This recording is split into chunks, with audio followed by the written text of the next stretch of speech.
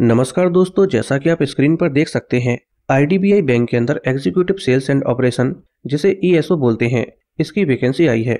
Total vacancy 1000 है, जो कई सारी कैटेगरीज में डिवाइड है। आप टेबल में देख सकते हैं। दोस्तों, ये कॉन्ट्रैक्चुअल वैकेंसी है, यानी कि आपको परमानेंट जॉब नहीं दी जा रही है, आपको केवल संविदा बेसिस पर रखा जा रहा है।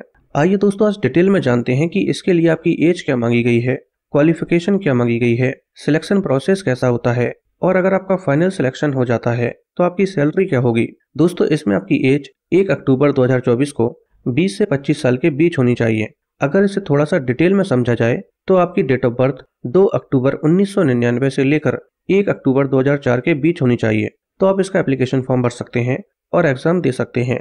इसके अलावा आपको एज में रिलैक्सेशन भी दिया जाता है, जैसे कि अगर आप SC/ST कैटेगरी से बिलोंग करते हैं तो आपको एज में 5 साल एक्स्ट्रा दिए जाएंगे, यानी कि आप 30 साल की उम्र तक इसका एप्लीकेशन फॉर्म भर सकते हैं। ऐसे ही अगर आप ओबीसी कैटेगरी में नॉन क्रीमी लेयर से बिलोंग करते हैं तो आपको 3 साल एक्स्ट्रा दिए जाएंगे। ऐसे ही बाकी कैटेगरीज में भी एज में रिलैक्सेशन दिया जाता है, आप टेबल में देख सकते हैं। आइए दोस्तों, आप जानते हैं कि इसके लिए आपकी क्वालिफिकेशन क्या मांगी गई है।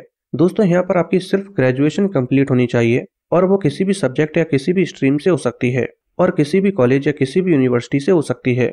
लेकिन आपको इस बात का विशेष ध्यान रखना है कि आपकी ग्रेजुएशन किसी भी ऐसे कॉलेज या यूनिवर्सिटी से होनी चाहिए जिसे गवर्नमेंट द्वारा मान्यता प्राप्त हो, या जो गवर्नमेंट बॉडीज होती हैं जैसे कि AICTE या UGC द्वारा मान्यता प्राप्त हो। इसके अलावा आपको इस बात का भी विशेष ध्यान रखना है कि आपकी ग्रेजुएशन 1 अक्टूबर 2024 से पहले कंप्लीट हो जानी चाहिए और आपके हाथ में रिजल्ट होना चाहिए।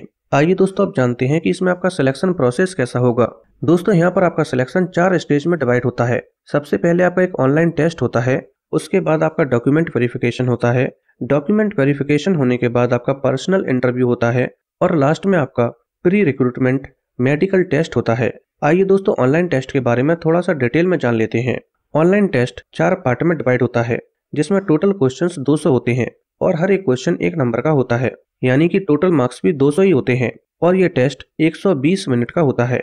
यहाँ पर पहला सेक्शन रीजनिंग का होता है, जो 60 नंबर का होता है। दूसरा सेक्शन इंग्लिश लैंग्वेज का होता है, जो 40 नंबर का होता है। तीसरा सेक्शन क्वांटिटेटिव एप्टीट्यूड का होता है, और ये भी 40 नंबर का होता है। और लास्ट और चौथा सेक्शन GS का होता है, जो 60 नंबर का होता है।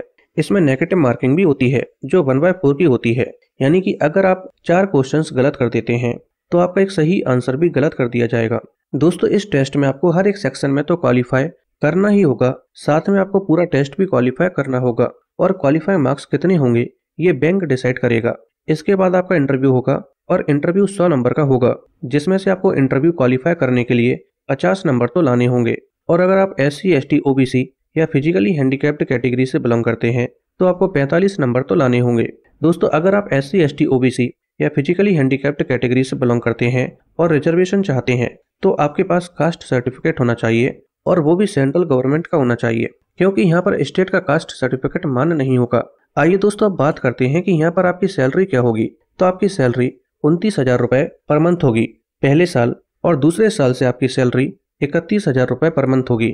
इसके अलावा आपको कोई भी DA या HRA वगैरह कुछ भी नहीं दिया जाएगा, बस आपको जो नई पेंशन स्कीम है उसका बेनिफिट मिल जाएगा। इसके अलावा दोस्तों, यहाँ पर एक अच्छी बात यह भी है कि जैसे ही आपके 2 साल कंप्लीट हो जाते हैं संविदा बेसिस पर, यानी कि कॉन्ट्रैक्चुअल बेसिस पर, इसके बाद आप एलिजिबल हो जाते हैं जूनियर असिस्टेंट मैनेजर के लिए। इसके लिए भी एक एग्जाम होता है, अगर आप इसे पास कर लेते हैं तो आप जूनियर असिस्टेंट मैनेजर बन जाते हैं, और आपकी परमानेंट जॉब हो जाती है, और आपकी starting salary 6 lakh per annum होती है।